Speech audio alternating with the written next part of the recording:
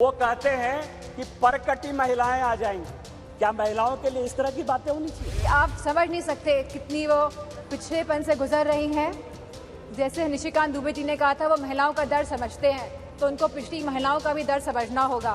Sir, मेरा अनुरोध है सर कि आप हमारे मोस्ट ऑनरेबल मेंबर को ये कहिए कि वो किसी भी सदस्य का नाम जो सदन में मौजूद नहीं है वो ना लें और आने वाली कार्यवाहियों में भी ना लें। लोकसभा के विशेष सत्र में नारी शक्ति वंदन बिल को पेश किया गया। ऐसे में बीजेपी के सांसद निशिकांत दुबे भी इस पर बोले। अपने भाषण के दौरान गोड्डा झारखंड से बीजेपी सांसद निशिकांत दुबे ने मुलायम सिंह यादव और समाजवादी नेता शरद यादव को लेकर कमेंट किया। उन्होंने सीधे तौर पर महिला आरक्षण बिल पर समाजवादी पार्टी और समाजवादी नेताओं को घेर लिया।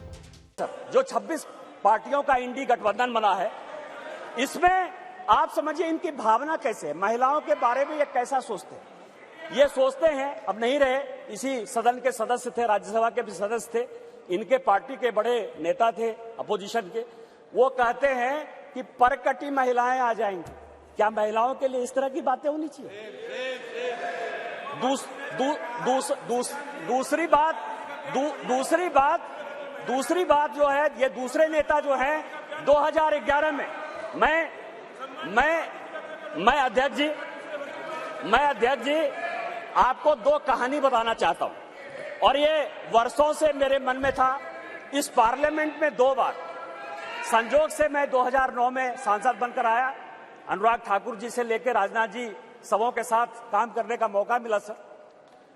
2011 और 2013 में 2 भयंकर घटना हुई इसी वेल में। 2011 में जब 2010 में ये बिल पास हो गया राज्यसभा में, और जब यहां 2011 में जिसको कि ये लागू नहीं करना चाहते थे बिल लेकर आए, और जब बिल उधर से इंट्रोड्यूस हो रहा था तो इन्हीं के सहयोगी दल के सांसदों को इसी कांग्रेस ने इसी बिल में पीटा सर। 2 बिल था, एक महिला रिजर्वेशन का 2011 में और 2013 में प्रमोशन इन रिजर्वेशन। और प्रमोशन इन रिजर्वेशन में मैं जब बात करूंगा तो ये पूरे के पूरे बेंच खड़े हो जाएंगे सर। यहीं वी नारायण स्वामी बिल को पेश कर रहे थे। समाजवादी पार्टी के यशवीर सिंह शेड्यूल कास्ट थे सर, ये कहते अधिकार की बात, शेड्यूल कास्ट शेड्यूल ट्राइब की बात करते हैं सर। यही यशवीर सिंह यहां पार्लियामेंट में उस तरफ से गए, वी नारायण स्वामी का उन्होंने बिल खींच लिया। इस पार्लियामेंट में, इसी लोकसभा में सर, सबसे पहले बिल में यदि उसका कॉलर पकड़ने के लिए कोई आया तो यही मैडम श्रीमती सोनिया गांधी जी थे और नीरज शेखर वहां खड़े थे, मुलायम सिंह यादव बाहर थे, और मैं वहां से कूद कर टेबल पर आया और मैंने कहा कि आप यहां की तानाशाह नहीं है, आप यहां की रानी नहीं है, इस बेल में आप मारपीट नहीं कर सकती हैं। और इनके जो इतने लेफ्टिनेंट थे, बिलास मुतेबार से लेकर सबों ने उनको पीटा। मुलायम सिंह यादव ने कहा यदि बीजेपी नहीं होती तो आज के डेट में हमारे सांसद नहीं बचते। ऐसे में जब मैनपुरी से सपा की सांसद डिंपल यादव बोलने उठी तो उन्होंने सीधे निशिकांत दुबे को जवाब दे दिया। सर, प्रधानमंत्री जी ने कहा था कि हमें सिद्धि की बात करी थी सर, तो साधना से ही सिद्धि की प्राप्ति होती है, और असली साधना तभी होगी जब हम महिलाओं को उनका पूर्ण आरक्षण देंगे, जब हम ओबीसी महिलाओं को इसमें इंक्लूड करेंगे, जब हम SC/ST महिलाओं को इसमें इंक्लूड करेंगे, और जब हम अल्पसंख्यक महिलाओं को भी इसमें इंक्लूड करेंगे, सम्मिलित करेंगे। क्योंकि प्रधानमंत्री जी खुद 3 तलाक की बात करते हैं, तो मुझे पूरा भरोसा है कि इसमें अल्पसंख्यक महिलाओं का भी मान और पक्ष रखा जाएगा।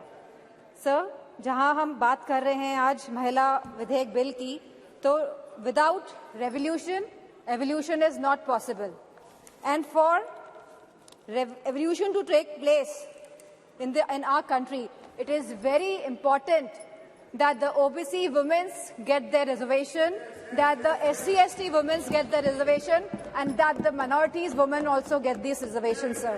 और सर, मुझे पूरा भरोसा है सरकार पर कि समाजवादी पार्टी की जो यह मांग है वो इस पे श्रवण भी करेंगी, मनन भी करेंगी, और इसका निधि ध्यासन भी करेंगी।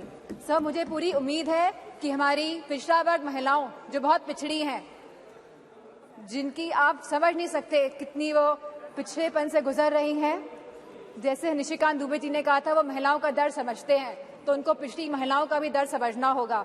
सर, मेरा अनुरोध है सर कि आप हमारे मोस्ट ऑनरेबल मेंबर को ये कहिए कि वो किसी भी सदस्य का नाम जो सदन में मौजूद नहीं है वो ना ले और आने वाली कार्यवाहियों में भी ना लें। डिंपल यादव ने न सिर्फ निशिकांत दुबे को जवाब दिया बल्कि दलित, मुस्लिम और ओबीसी के लिए आरक्षण की भी मांग की। ब्यूरो रिपोर्ट, यूपी तक।